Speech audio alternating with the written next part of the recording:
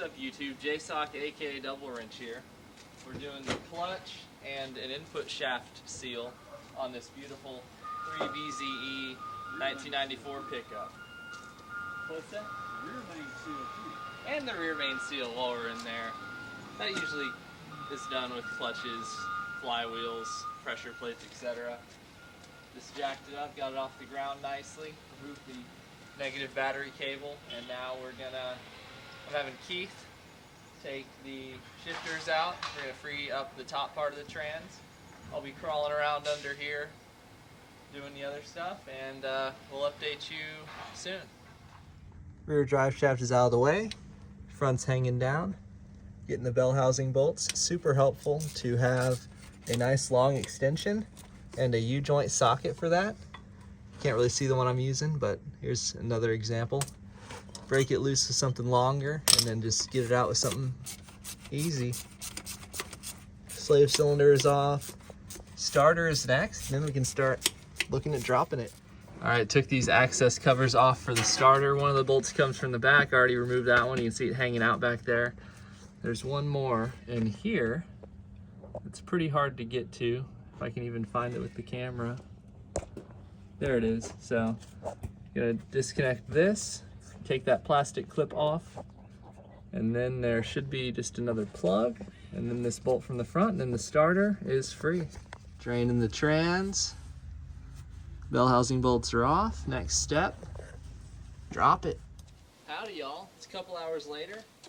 We have the starter removed, the drive shafts removed, clutch slave, some wiring that was connected to the transmission, sway bar disconnected from the frame to give us a little more wiggle room, and the trans is drained as well because we're going to be messing with that a little bit. It's easier to drain it while it's up in the air.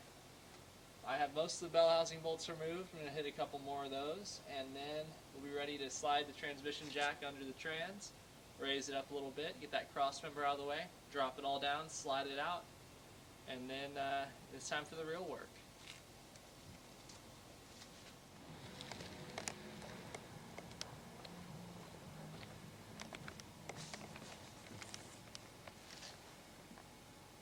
Trans is almost ready to drop. Just double wrenching.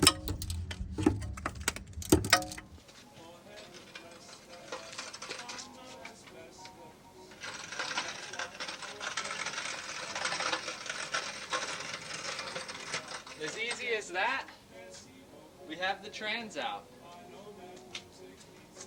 Woo! So you see that plate that bolts in there? Yeah. That's what the seal is behind. And that's what's leaking too. Look at all this. I don't think the rear main's leaking. I'm gonna change it anyway. Oh yeah, you are. Oh cool. Look. We're gonna start cleaning some stuff up, eat some lunch. We'll be back shortly. Trans is out. All this stuff in here has been leaking. There's an input shaft seal back there. So that's gonna be taken care of. There is the clutch and pressure plate. I'm about to remove that and the flywheel, replace those, and then when the trans is resealed and clean, we'll be able to reinstall that and start putting everything back together. Rear main and pilot. We're going to try a few tricks for that pilot bearing, possibly the bread and grease, maybe a puller from the parts store, but get this rear main out. You don't need to take the retainer out. You can just pop that out as long as you don't scratch the crank. Pop a new one in. It's greased up. All right, we are here with the new rear main seal. Took the clutch, pressure plate, flywheel, old seal, and pilot bearing out. The bread trick worked great for the pilot bearing. I'm going to grease this guy up, slide it on over the crank, and start putting the new stuff back on. Welcome back. We have the transmission ready to go in the vehicle once the FIPG on the bearing retainer in the bell housing cures, which will be about 45 minutes. New starter is in its location. New clutch, flywheel, pressure plate, pilot bearing, rear main seal are in, torqued. It's just a waiting game now, so This will be the last update with the VHS today. I'll do the rest on my phone, but thanks for tuning in.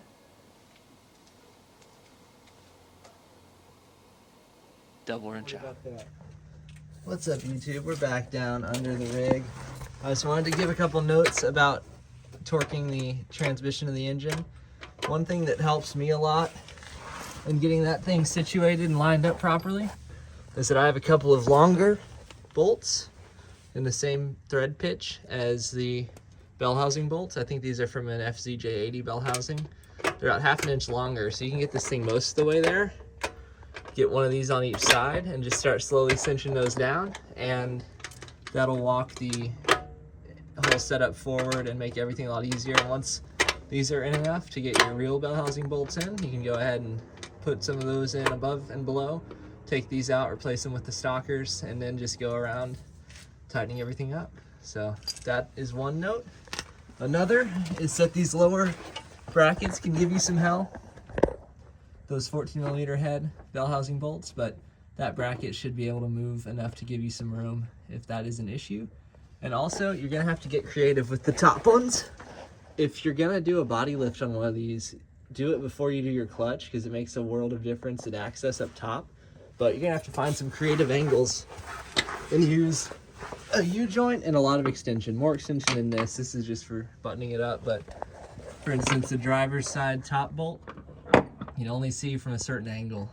I don't know if my flash is even getting there, but that's over there. Oh, no, is that it? That can't be it. No, it's not it. It's up there somewhere, but just some notes. Now that we're buttoning this guy up, got the shifter in up top for various reasons, because it's easier with no body lift to bolt that in with a ratchet with this dropped a little bit. So now that shifter is in, we're gonna jack this up a little more, put the cross member in place, and then the trans will be resting without the trans jack in the way. And then we can go ahead and get the starter bolted up and start plugging stuff in.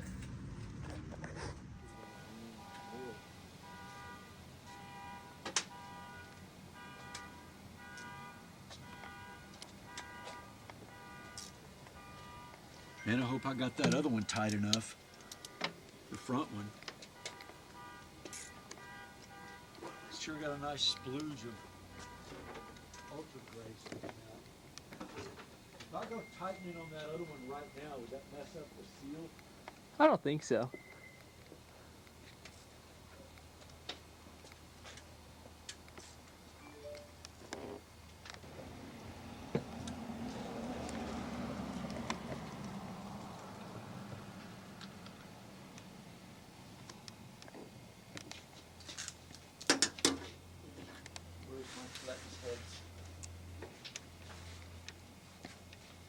Is that a 12? Should be ½ inch. I'll let you know. And we'll go grab us something to eat and a drink to celebrate. Incredible, man. We're going in, and we're going to go in the truck. There we go, the ultimate acid test. There you have it, YouTube. Buttoning up this pickup. Gonna hit the town in her, make sure she works. That's all there is to it. Keith's tightening up the final drive shaft bolts. Now this should turn, right, freely? Yeah. Then we're ready to go. All right, we're turning the key.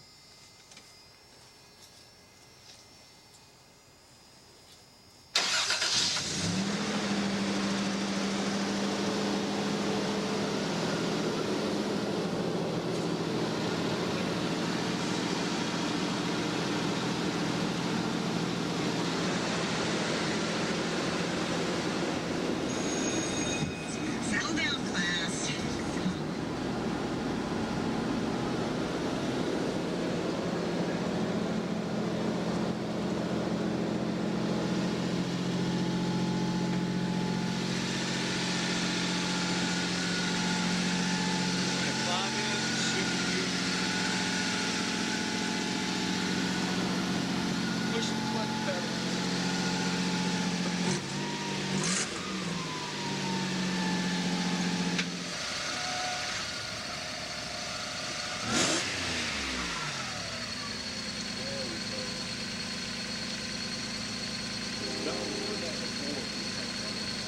probably it. Well, cool. So I'm gonna get under there and tighten everything and recheck my mounts, recheck all my bolts, and then the 4 front Drive shaft. drive shaft need it for sure. Yep. Man, Because what at that point last night, man, and then I didn't know right jack from left. Everything. We're gonna go get us a beer. Hey, what do you think about that? That'd be epic. Yeah. That would be epic. Well, And I'm there gonna you buy have you dinner, man. You think about what you want to go eat.